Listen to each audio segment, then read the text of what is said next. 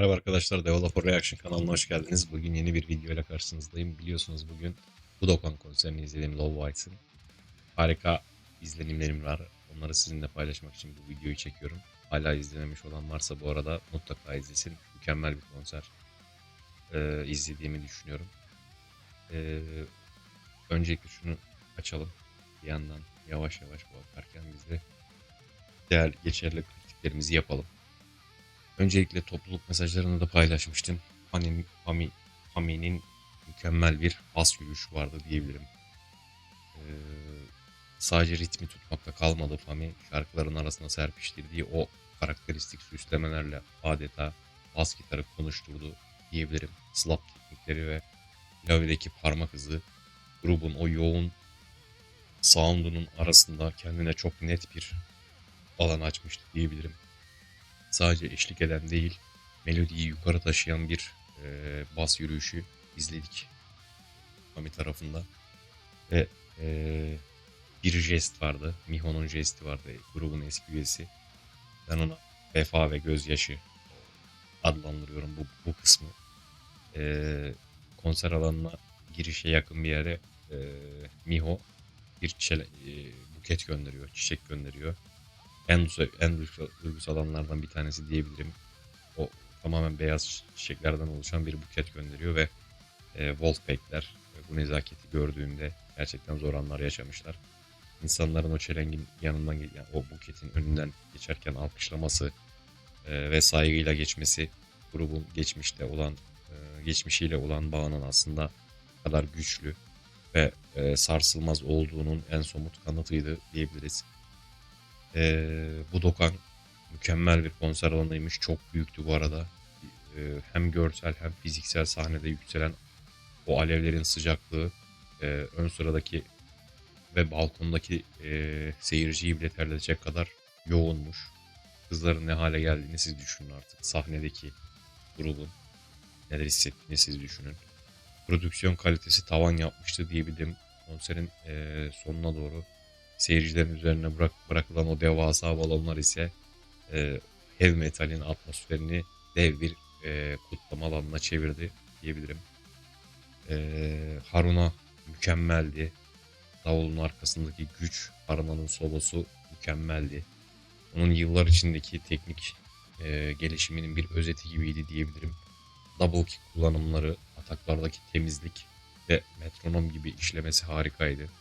Geçmiş performanslarına kıyasla daha özgüvenli ve hatasız bir Haruna vardı. Zaten hata yapmıyor ama daha böyle özgüvenli, doğru kelime, özgüvenli bir Haruna vardı.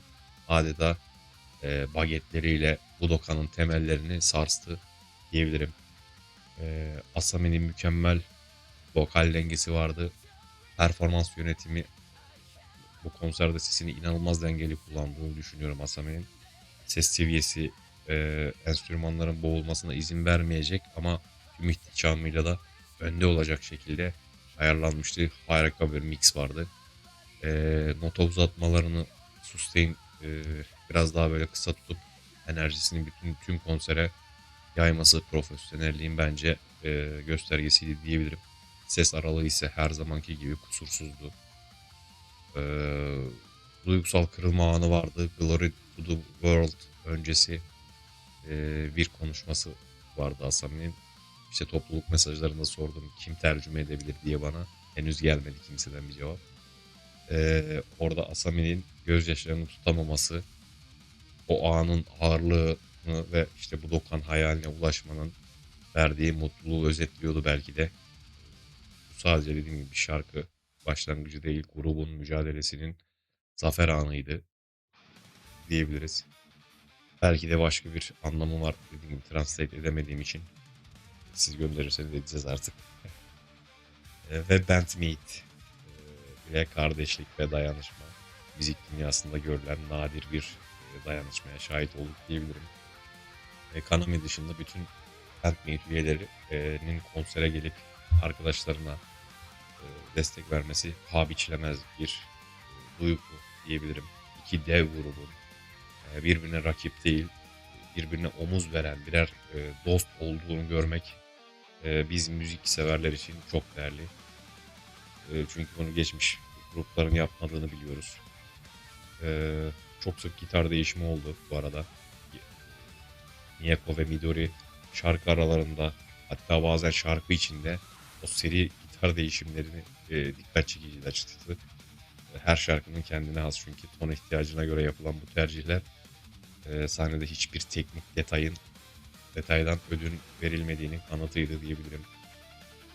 Yine mükemmel twin gitar estetiği vardı. Miyako ve Midori, o ikilinin meşhur twin gitar soloları tam bir ustalık eseriydi yine. Birbirlerini tamamlayan armoniler, senkronize hareketler ve shred bölümlerindeki hızları muazzamdı. Birbirlerine attıkları paslar, aralarındaki müzikal kimyanın aslında ne kadar yüksek olduğunu bir kez daha gösterdi Budokan konserinde. Reji ve kamera mükemmeldi.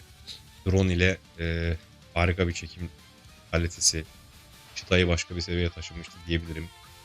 Dediğim gibi özellikle drone çekimleri sayesinde Budoka'nın bu devasa atmosferini ve kalabalığın coşkusunu resmen burada evimde hissettim diyebilirim. Kamera açıları tam doğru anda doğru parmağın klavyedeki hareketi ne odaklanacak şekilde titizlikle kurgulanmıştı diyebilirim. Tam kapasite bir Budokan sahne tasarımı, dediğim gibi sadece görsel değil, işlevsel olarak da büyüktü. Salonun tamamen dolu olması ve o devasa boşluğun Low enerjisiyle tıklım tıklım hissedilmesi grubun Japonya'daki hatta dünyadaki konumunu perçinledi diyebiliriz.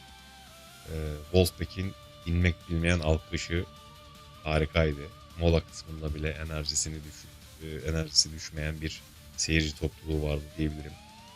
Wolfpack grup sahne arasındayken bile tempoyu hiç düşürmeden dakikalarca alkış tutarak grubun arkasındaki en büyük güç olduğunu kanıtladı bu konserde de.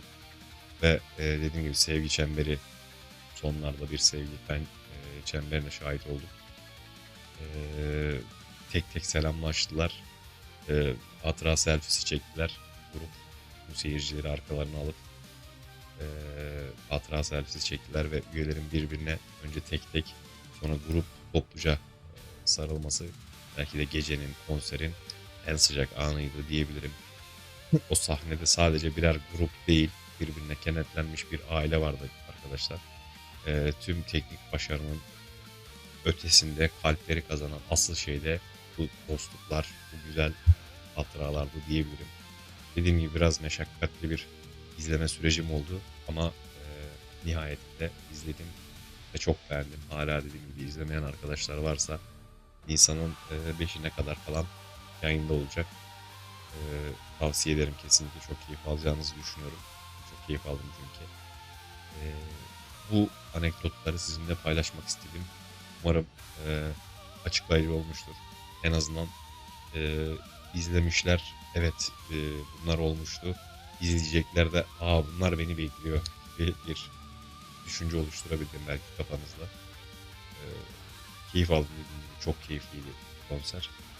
Öncelikle bir 3 saat 45 dakikalık bir video player açıldı ama 1 saat 15 dakika sonra başladı. Totalde de 2,5 saatlik bir konserdi. Muazzamdı. 2 tane yeni albümden şarkı vardı. O şeyden Authentic Power'dan. Olsun. Onları da koymayabilirlerdi. Çok güzeldi yine de. Dediğim gibi keyifli bir konserde, kesinlikle izlemenizi tavsiye ederim. Bir sonraki videoda tekrar görüşelim, olur mu? Hoşçakalın.